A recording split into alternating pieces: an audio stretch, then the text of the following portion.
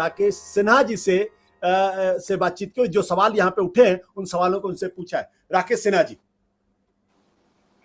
जनता party के सांसद, राज्यसभा सांसद राकेश सिन्हा जी। राकेश जी, आपका बहुत बहुत स्वागत है। राकेश जी, ये जो पुस्तिका निकाली गई, इस पुस्तिका निकालने की जरूरत क्या थी? अब तो बहुत सारे ऐसे शब्द हैं जिसको कहना ही मुश्किल हो जाएगा।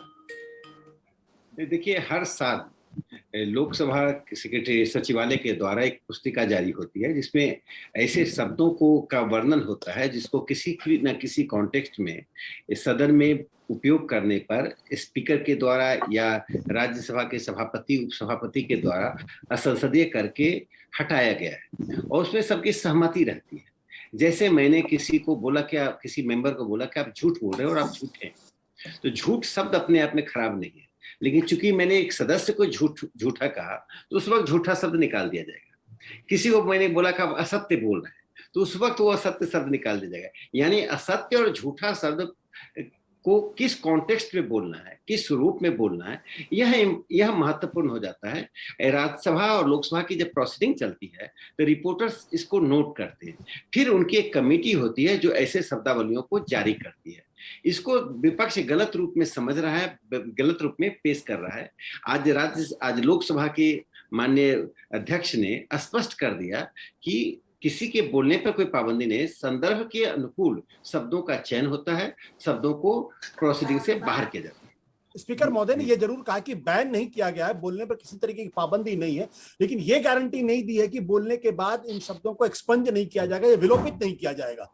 तो अभी भी जो सदस्य होंगे वो कहीं ना कहीं इस डर में रहेंगे, अगर मैं शब्द का इस्तेमाल करूंगा तो फिर वो एक्सपंज हो जाएगा, तो मेरे बोलने का मतलब क्या रहेगा? तो एक तरीके से मन में आशंका तो रहेगी। आशंका नहीं, देखिए, ये विपक्ष के लोगों को जो लंबे समय तक सत्ता में रहे, उन्होंने कभी पार्लियामेंट्री डेमोक्रेसी को इवॉल्व करने के लिए सोचा ही नहीं, इसलिए उनको अपने ही संसद की प्रक्रिया की जानकारी नहीं।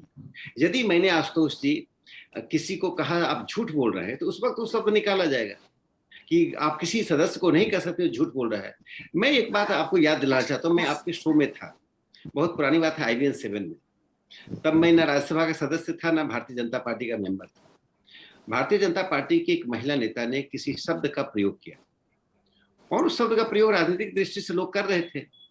आपने आपत्ति जताते हुए सीधे मुझसे पूछा क्या आप इस शब्द के प्रयोग पर सहमति देते हैं? मैंने कहा मैं नहीं देता।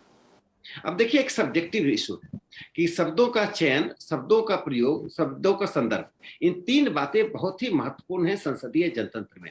सड़क के विमर्श को और संसद के विमर्श में अंतर होना पड़ेगा। और सोशल मीडिया के द्वारा सृजित शब्दों का यदि हम संसदीय शब्द बना देंगे तो बहुत ही कठिनाई होगी। ये संक्रमण है आशुतोष जी, एक व्यक्ति किसी पर प्रहार करता है तो दूसरा व्यक्ति उससे आगे प्रहार करता है, और पार्टी की लॉयल्टी दिखाने के लिए लोग एक से एक गलत शब्दों का प्रयोग करना शुरू करते हैं। तो पार्टियां अपनी जगह पर रहेंगी जाएंगी, लेकिन संसदीय जनतंत्र का ह्रास होगा। इससे मुझे लगता है कि जो निर्णय हुआ वो निर्णय किसी पार्टी के विरुद्ध नहीं। मैं ये बात मानता हूं कि किसी पार्टी के विरुद्ध नहीं है, और उसमें जाहिर सी बात है सत्ता पक्ष के भी लोग होंगे जिनके शब्दों को इसमें से निकाला गया है। लेकिन एक चीज जो मैं आपसे कहना चाहता हूं, कुछ शब्द हैं, बेचारा, पॉपकट, लॉलीपॉप, विश्वासघात, संवेदनहीन, फुलिश, पिट्ठू, बेचारी सरकार, घड़ियाली आंसू, ये शब्द अगर संसद के अंदर बोले जाएं तो इसमें किसका अपमान हो रहा है और कौन सी हानि हो रही? मुझे तो नहीं लगता। अगर कोई ये कहे कि आप असत्य बोल रहे हैं, मान लीजिए कोई कहता है कि आशुतोष जी आप असत्य बोल रहे हैं या राकेश जी आप असत्य बोल रहे हैं, तो इसमें तो कोई संसद की गरिमा का ह्रास नहीं होता, ये तो बातचीत की शैली है। हाँ, अगर कोई गाली शब्द का इस्तेमाल करता है, अपमानजनक शब्दों का इस्तेमाल करता है, तब जरूर आपत्ति हो सकती है। अब देखिए, ब्रिटिश संसद में कायर शब्द का उपयोग करना असंसदीय है। ऐसे कायर शब्द का उपयोग हम आम बोलचाल में करते हैं, घर में बोलते हैं कायरता दिखा रहे हो। ब्रिटिश संसद में हुलीगन शब्द का प्रयोग करना यानी गुंडा करना असंसदीय है। रैट, चूहे का प्रयोग करना गलत है। स्वाइन का प्रयोग करना गलत है। ट्रेटर, गद्दार कहना, गद्दार शब्द का आम हम लोग राजनीति में प्रयोग करते हैं। हम टेलीविजन चैनल पर एक दूसरे बोलते हैं कि आप गद्दार हैं, देश के साथ गद्दारी कर रहे हैं। तो ये आम टेलीविजन चैनल पर और संसद में प्रयोग होने वाली भाषा में अंतर होना चाहिए। देखिए आशुतोष जी, भारतीय जनतंत्र को विकसित होना है। हम अब तक ब्रिटिश सिस्टम पर निर्भर रहे, अब इवोल्यूशन का प्रोसेस शुरू होगा। तो इवोल्यूशन, हम लॉ मेकर हैं। सांसद का मतलब सिर्फ यह नहीं होता है कि वो एक कुछ प्रिविलेज के साथ बैठा हो। लॉ मेकर का मतलब होता है कानून बनाने में आपकी व्यस्तता, पॉलिसी मैटर में सरकार की आलोचना करना, सरकार का समर्थन करना, जो भी आप करना चाहें। मुझे लगता है कि सधे हुए शब्दों में और शब्दकोश के अच्छे शब्दों के द्वारा हम एक दूसरे की कठोर कटु आलोचना करने में सक्षम हैं। लेकिन यह और जब भी हम गलत शब्दों का प्रयोग करते हैं, जैसे मैंने किसी को गद्दार कह दिया टेलीविजन चैनल पर, तो मूल विषय जो मैं कहना चाहता हूं छूट जाता है और बहस गद्दारी और गद्दार पर होना शुरू होता है। तो मैं तो यहां तक कहूंगा, मैं आपसे कई बार मैं सहमत हुआ, जब टेलीविजन चैनल पर जब आप स्वयं अब एंकर की जगह आप पार्टिसिपेट करने आते हैं, तो आपने शब्दों के ऊपर कई बार आपत्ति जताई। आप स्वयं, आपको मैंने कई बार देखा, सबसे अधिक आपत्ति आपने जताई कि इन शब्दों का प्रयोग नहीं होना चाहिए, चाहे प्रवक्ता किसी पार्टी का हो। तो मुझे लगता है कि संसदीय जनतंत्र की मर्यादा को, और जो प्रधानमंत्री मोदी जी ने कहा कि भारत लोकतंत्र का सबसे पुराना मंदिर है, यानी ओल्डेस्ट डेमोक्रेसी इंडिया में होता है, तो वो सभा समिति की जो वैदिक परंपरा है उसको तो हम जारी रखें, उसको क्यों हम तोड़ना चाहते हैं?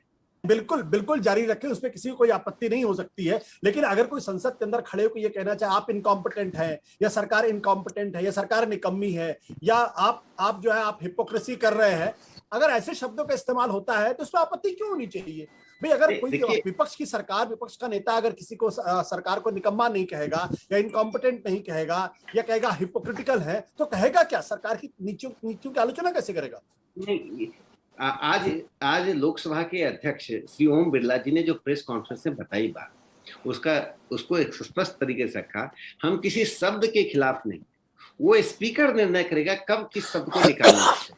अभी भी जब हम बहस करते हैं सदन में, तो कई बार हमें अपने शब्दों को वापस लेना पड़ता है, कई बार हमारे अच्छे शब्द भी वापस होते हैं, क्योंकि किस संदर्भ में किस नियत से आप कह रहे हैं यह महत्वपूर्ण होता है। इनकॉम्पिटेंट कहना बुरा नहीं, इनकॉम्पिटेंट किस संदर्भ में किस अर्थ में करें, स्पीकर निर्णय करेगा, सदन के समक्ष निर्णय करेगा। कोई ऐसा निर्णय किसी बंद कमरे में नहीं होने वाला है कि कोई निर्णय हुआ, प्रोसीडिंग से किसे हटाया जाए और सदन की सहमति रहती है जब हम कहते हैं प्रोसीडिंग से हटाएंगे। एक बार मैंने कुछ कहा, जयराम रमेश जी ने आपत्ति कही, उन्होंने कहा ये गलत बोल रहे हैं, मैंने अगले दिन सारी तथ्य को सामने रख दिया, तो उन्होंने जो गलत कहा वो प्रोसीडिंग से बाहर हुआ। कोई कहा गलत शब्द आपत्तिजनक, गलत शब्द आपत्तिजनक नहीं है। जो मैंने कहा था वो तथ्यात्मक बात कही थी कि गुरु तेग बहादुर को रिफाइन कहा गया, लुटेरा कहा गया था एनसीईआरटी की पुस्तक में, उन्होंने कहा गलत बात कहा, झूठ बोल रहे हैं। बाकी उनकी बात निकली, मेरी बात रह गई। सत्य हिंदी का ऐप डाउनलोड करें गूगल प्ले स्टोर पर।